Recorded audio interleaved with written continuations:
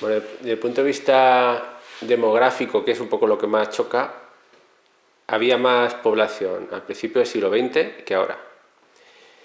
Llegó a tener Cuenca, la provincia, 350.000 habitantes y ahora tiene menos de 200.000. Desde el punto de vista de la ordenación del territorio, la ciudad de Cuenca tenía unos 15.000 habitantes a principios del siglo XX, frente a 300 y pico mil que tenía la provincia, y ahora tiene 55.000 frente a los menos de 200.000, de manera que ahora una cuarta parte de la población se concentra en la capital frente a lo que pasaba a principios de siglo. Eso significa que ha habido muchos cambios, pero que no todos a la provincia le han perjudicado bastante, a la capital le ha beneficiado en el sentido de que ha traído población, pero en el conjunto, por la propia evolución política, económica y social de España, la provincia de Cuenca ha sido una de las que se ha quedado más retrasada, no se ha sabido adaptar o no ha podido adaptarse, ¿no?, a los cambios que ha habido en estos dos siglos en España. Siglo XIX y siglo XX son siglos de cambios absolutos en España. En algunos territorios, desde luego, la modernidad llegó muy rápido y en otros pues menos. Mira, lo que es la ciudad de Cuenca, por ejemplo, ha sufrido muchos cambios. Hasta los años 30 la ciudad llegaba hasta la calle Fermín Caballero, al principio.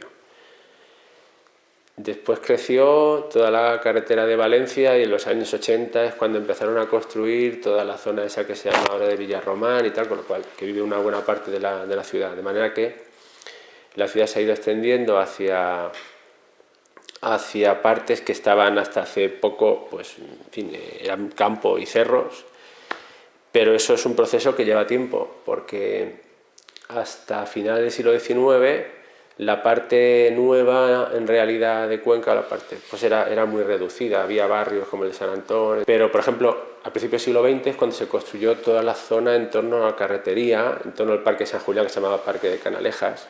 Se desecaron unas huertas que había ahí, es decir, ahí no vivía nadie. Entonces, a principios del siglo XX, aquello lo urbanizaron, hicieron edificios nuevos como el del Banco de España, el de Correos. Antes habían hecho la Diputación o Escuelas Aguirre, todo eso no existía, era pleno campo. Entonces, todo eso a principios del siglo XX, y se baja ahí un sector de la población más acomodado.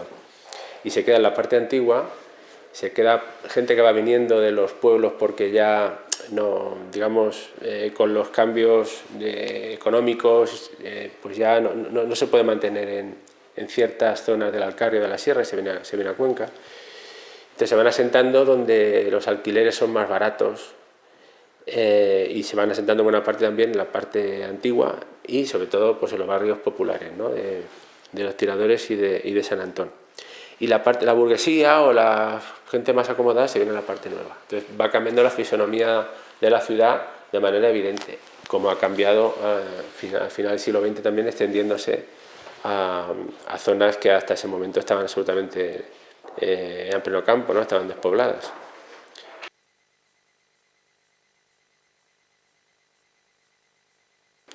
No se adaptó o no la dejaron, sería largo.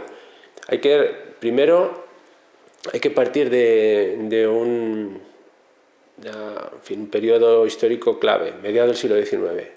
En mediados del siglo XIX la provincia de Cuenca no estaba ni peor ni mejor que otras provincias de nuestro entorno, pero ahí influyó mucho el ferrocarril. La construcción del ferrocarril no sirvió para articular el territorio de manera más o menos racional, todo lo contrario, sirvió para que determinadas compañías explotaran una serie de recursos y en función de los intereses construyeran por una zona o por otra. El ferrocarril llegó muy tarde a Cuenca.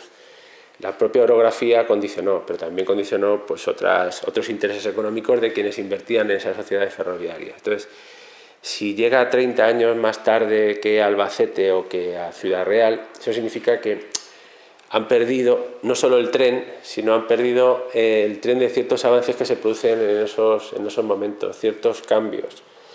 Hay unos pueblos de la Mancha que, en torno al ferrocarril, que llega pues antes que a Cuenca, y en torno a la crisis de la filoxera, que es una enfermedad, un hongo que ataca las viñas en Francia, va a tener una época de esplendor y van a producir más, exportar más. Estoy hablando de lo que se conoce como agrociudades: Tomelloso, Alcázar de San Juan, Valdepeñas, Manzanares, y que van a tener un desarrollo aprovechando que pasa el ferrocarril y que pueden tener un mercado que hasta ese momento no tenía. En Cuenca hay además pocos talleres, pocas fábricas, muy artesanales, y entonces digamos que eso también condiciona el que vaya más deprisa ciertos cambios, ¿no? Eso influye, por ejemplo, también, esta tarde voy a hablar en una conferencia sobre por qué es más tardío el movimiento obrero en Cuenca. Es decir, hay una serie de cambios que se producen en la segunda mitad del siglo XIX, donde el ferrocarril tiene un papel fundamental, y tiene un papel fundamental también los emprendedores, ¿no? Dónde invierten y quiénes invierten en un momento determinado en un territorio, y cuando eso no se produce en el momento apropiado, pues luego ya ese retraso se va acumulando. Si a eso sumamos lo que ocurrió en el siglo XX, ya sobre todo con el desarrollismo, que se vació buena parte de la España interior, y que en Cuenca no volvió en los años 80 pues un porcentaje de población que sí volvió en otras provincias de nuestro entorno, porque había un poquito más de tejido industrial, pues sumado todo eso significa que se ha quedado muy atrás, ¿no? En el siglo XIX lo que existía era solo el casco antiguo, y lo que fue desaparecieron murallas como en todos los sitios, y claro, se fue reformando y se fue haciendo más del aspecto actual, pero también a finales del siglo XIX, principios del siglo XX se fue depauperando, es decir, se fue convirtiendo en una zona más marginal, porque la gente con cierto nivel se bajó y se quedó como unos barrios donde la iglesia tenía mucho peso, había muchos conventos, había, digamos, una población clerical bastante importante. Pero en todo caso fue una reorganización. Lo que más se transformó fue la ciudad nueva. La ciudad nueva hay que esperar ya, sobre todo al principio del siglo XX, que es cuando ya se empieza se va a urbanizar, ¿no? El puente de San Pablo es que se cayó. Era un puente de piedra y lo sustituyeron por lo que podía ser la alternativa de entonces, que estamos hablando de construcciones de acero, ¿no? Igual que se cayó también al principio del siglo XX la torre de la catedral y tuvieron que reconstruir la fachada, que es la tercera reconstrucción, pues también hicieron ese puente. Y por cierto, toda la zona alrededor, donde está el puente de San Pablo, ahí estaba el convento de los Paules, ¿no? Toda esa zona estaba absolutamente deforestada. Si uno ve fotografías de la época, que vinieron aquí algunos fotógrafos norteamericanos y bueno, han hecho exposiciones sobre eso, y aparece imágenes de Cuenca, todo está absolutamente sin árboles, porque lógicamente lo que hacían la gente para calentarse era cortar leña. Esto se reforestó en los años 60 y digamos que tiene otro aspecto completamente diferente. Pero en esos momentos, digamos, el puente San Pablo y todo lo que significa eso es el inicio de empezar a hacer algo más hacia afuera, ¿no?, de las antiguas murallas.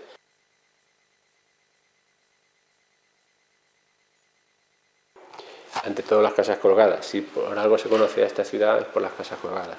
Como paisaje, el entorno de Cuenca es único, y además es una ciudad, en fin, algunos llaman ciudad paisaje, porque de hecho está asentada sobre la roca, ¿no? Y parece que no hay diferencia entre donde termina la roca y donde empieza ya la construcción, ¿no?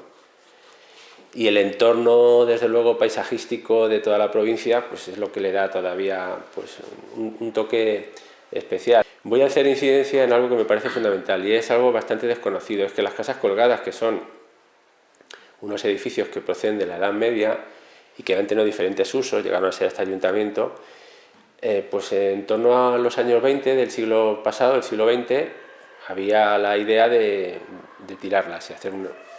Eso, con la mentalidad de la época, tampoco extraña mucho, porque la mentalidad de preservar el patrimonio es una mentalidad relativamente reciente. O sea, antes se tiraban las cosas y se hacían.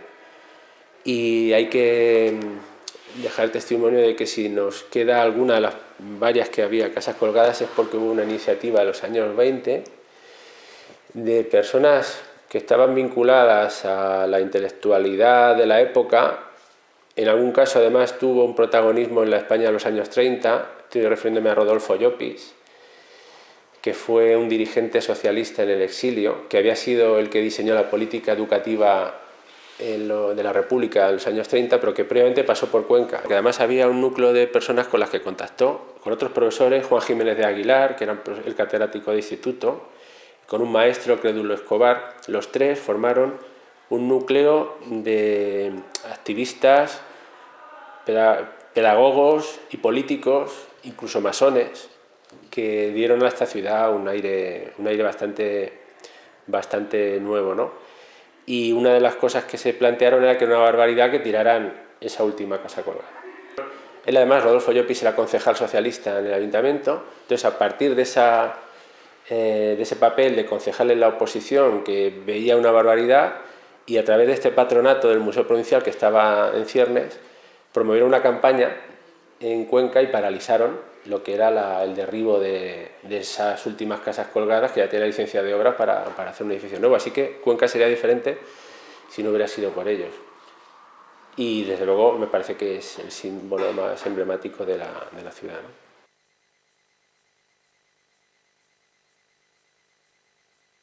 A mí una zona que me encanta, he visitado poco y tenía que ver más, el paisaje, es el Campichuelo.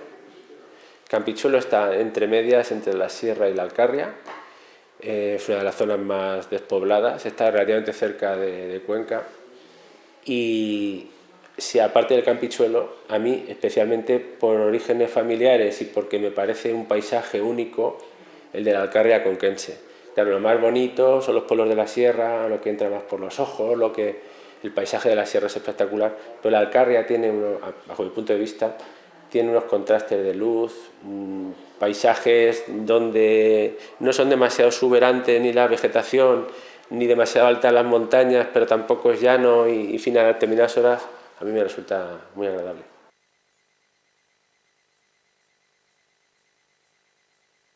Para mucha gente sí. Además, la idea que se tiene de Cuenca es que es una ciudad castellana sin más. Mucha gente viene aquí y no se espera nada de esto. Precisamente por ser más desconocida de lo que parece, quizás por eso se preserva mejor todo, porque si no se hubiera masificado antes y quizás se hubieran perdido, ¿no?, algunos valores paisajísticos y patrimoniales. Pero sí, muy desconocida, me parece que sí.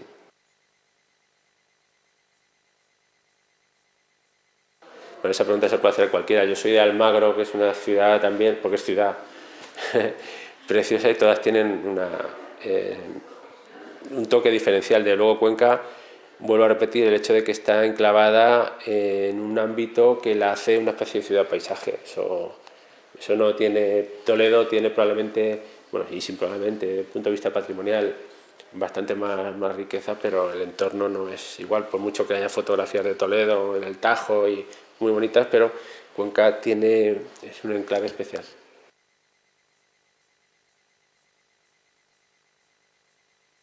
Me parece que está bastante deteriorado el casco.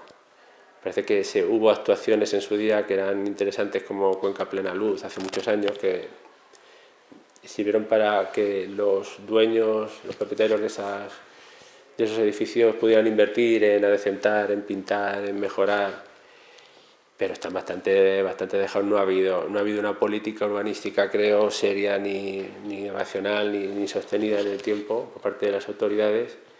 En cuanto a los edificios, pues como suele ocurrir, digamos, los edificios patrimoniales ya más importantes se van restaurando conforme hay inversiones, a veces se hacen barbaridades, pero en fin, en ese caso yo creo que Cuenca, que tiene un patrimonio muy grande, el hecho de que esté declarada Patrimonio Universal, Patrimonio Mundial por la UNESCO, le benefició porque, digamos, que impidió que el deterioro fuera mayor, pero me parece que no se ha actuado como se podría haber hecho, como se debería haber hecho.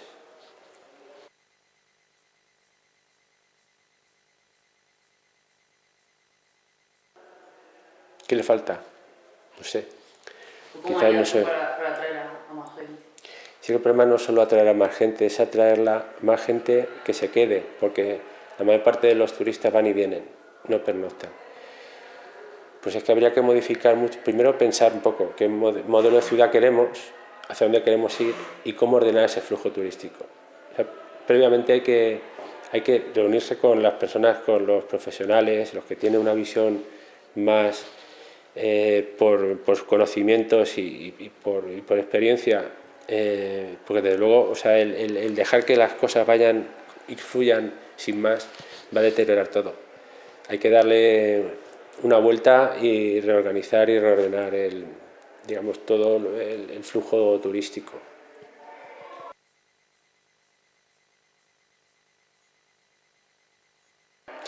Lo de única no lo voy a decir porque lo dice todo el mundo.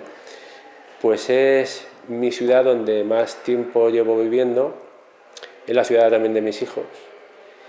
Y como toda ciudad que uno siente como suya, le gusta y me gusta destacar lo bueno y lo malo. Y cuando destaco lo malo no significa que vaya contra ella, todo lo contrario, es que veo demasiadas cosas que debieran cambiar. Así que es difícil resumir en 3 palabras, pero creo que es más fácil pensar que, igual que cuando uno tiene un hijo o una casa o algo que es suyo y que lo siente verdaderamente, pues debemos ser lo más críticos posible con lo que vemos, y siendo críticos estamos amando lo que estamos haciendo. No me gustan eslóganes para Cuenca, porque los eslóganes son demasiado ya, son estereotipos que se han quedado ahí y que parece que solo quiere destacar lo fenomenal, ¿no? Me parece que Cuenca se define por sí sola, no hace falta definirla.